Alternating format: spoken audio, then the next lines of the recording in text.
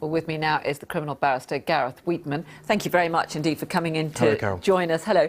Well, it sounds as though Nigel Evans is now backing the campaign which you and many of your colleagues have been fighting for quite some time, which is against these changes to legal aid. Absolutely. The criminal bar said for over 2 years this was a real unfairness waiting to happen. Ironically, Nigel Evans was chairman of one of the debates as Deputy Speaker where this measure was being voted through, and it means that people increasingly now who will not be given legal aid, even on relatively modest incomes, and they're found not guilty of every single allegation against them, are still facing the reality that under law now they won't get a penny back.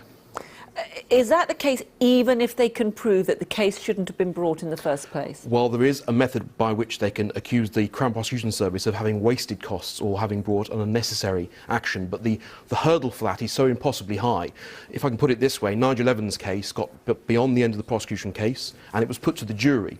So in those circumstances it would be almost impossible for that older route to be used. So as he said to the media this morning, he's likely to be left without a penny going back towards him, which is plainly wrong and unfair.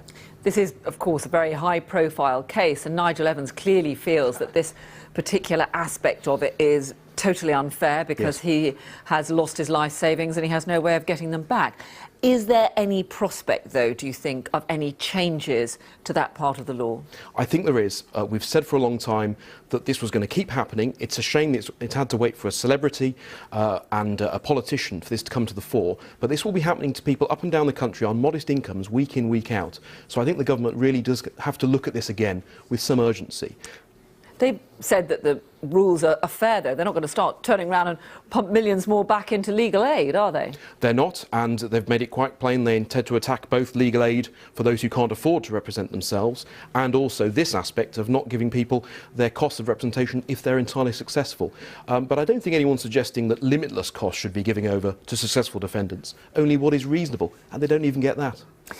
Now, this is the latest in a string of high-profile cases where people have been accused of sexual offences, in some cases going back many years. Yes. Clearly, the other issue that Nigel Evans feels quite strongly about is this one of anonymity. Yes. Do you think there is a case for trying to protect the identity of people who face these sorts of charges? I think there's a very strong case. It's undoubtedly one of the most difficult questions we face, because I know, as someone who prosecutes and defends these type of cases, that undoubtedly complainants come forward having heard of a person being arrested, and that is undoubtedly helpful, but it does leave a mark on someone's reputation, even though they're entirely acquitted, and that's something we have to wrestle with. It's a difficult question. Yeah, because the argument against changing it is that sometimes when there is publicity about allegations, then that does mean that other witnesses, other victims may be encouraged to come forward, and they may actually be contributing to an important case. Very true. There's one downside, though, even for the complainant's point of view, which is that I've met many complainants giving evidence at court when they're very nervous. They are not named by law, of course, but a lot have said to me that because they know that the person that they accuse has been named, it creates so much on social media, so much talk about that in some way they feel that increases the pressure on them, even though their name isn't released. So there are many aspects to that debate, but I think it's a debate we need to have again. Okay, Gareth Weetman, thank you very much indeed for coming.